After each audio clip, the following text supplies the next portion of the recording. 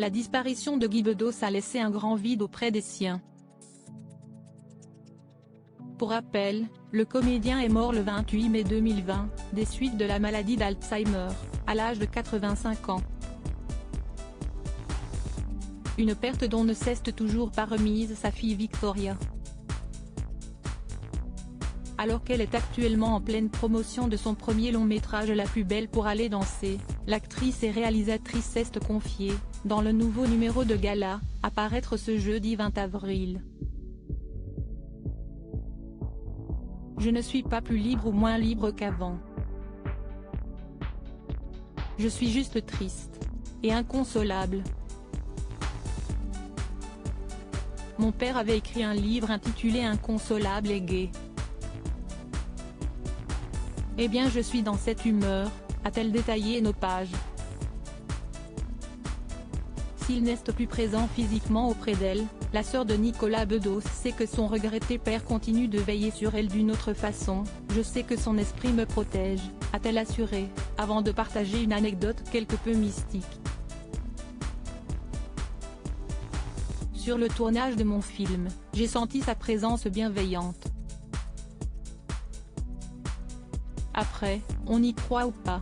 Moi, j'y crois, a fait savoir Victoria Bedos, qui a également pu compter sur le soutien de son frère aîné sur ce projet.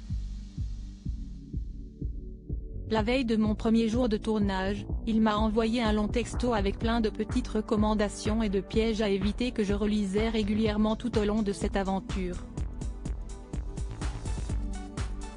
C'était mon pense-bête, a confié la réalisatrice de 38 ans. Supérieur à obsèques de Guy Bedos, les célébrités présentent Victoria Bedos. Ce diagnostic choc a pris à l'âge de 35 ans dans sa famille connue et parfois envahissante. Victoria Bedos a parfois eu du mal à trouver sa place. Et, comme l'a raconté, ses relations amoureuses n'ont pas toujours été à la hauteur. J'ai eu affaire à des hommes qui me disaient « Toi, de toute façon, tu n'es pas une femme. » Je suis quoi alors? Un panda? Je suis tombée sur de mauvais garçons et je me suis beaucoup interrogée, a-t-elle raconté, dans une interview accordée au magazine Voici, paru ce vendredi 14 avril. Le pire est intervenu quand on lui a fait un diagnostic médical choc vers ses 35 ans. On m'a dit que je ne pouvais pas avoir d'enfant. J'étais désespérée.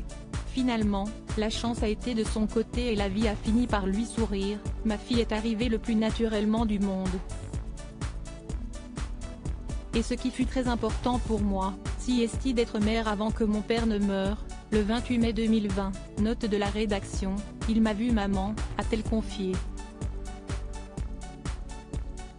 Et la maman de Zelda de résumer, pour moi, c'était comme boucler la boucle, ça m'a beaucoup apaisée.